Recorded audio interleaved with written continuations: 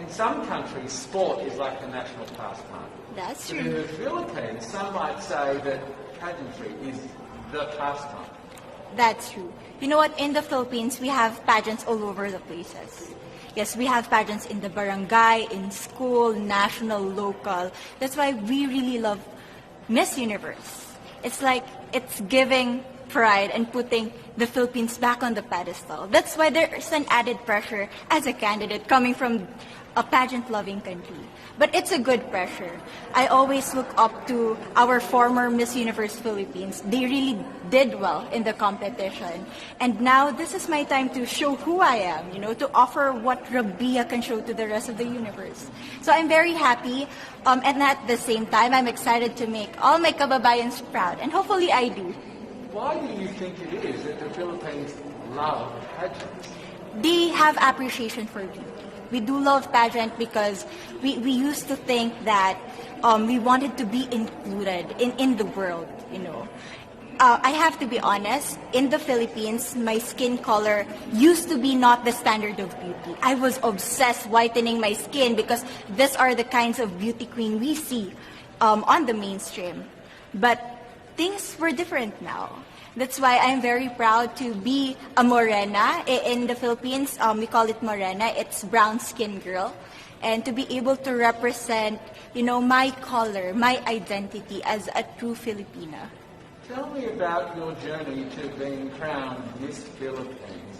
In a world that, in a country I should say, that loves pageants. That must have been a very intense process. Tell me about, your journey to being Miss Philippines. Well, my journey was crazy. You know what?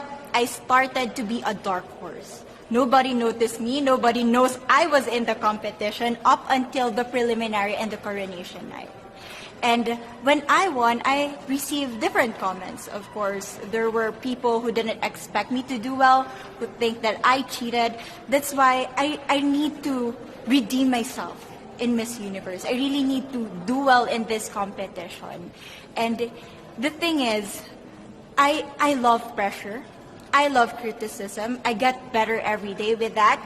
You tell me I cannot do that, I turn to you and I'm going to say that, no, I can do it for myself. Good for you.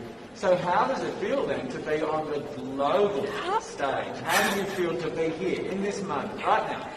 It's crazy, but I'm overwhelmed with the support, not just from the Filipino community, but also from Thailand, Latin countries who do appreciate me as a candidate, as a person.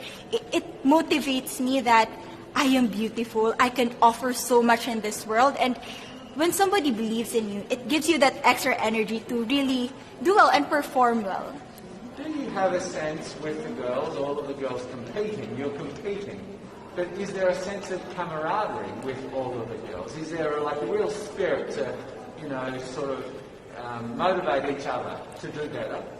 You know what? I have a different idea about Miss Universe. I thought it's going to be very competitive, in a healthy way, well, of course. But now I can see every girl helping each other, from fixing those hairs, from trying to zip up those outfits. It speaks of the closeness and the kind of camaraderie that we want to have.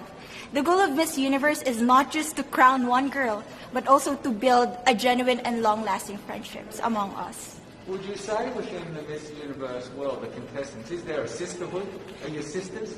There is sisterhood. I can say I was able to talk to different representatives from different backgrounds, different cultures. And despite our differences, there's so much to be highlighted in what binds us together.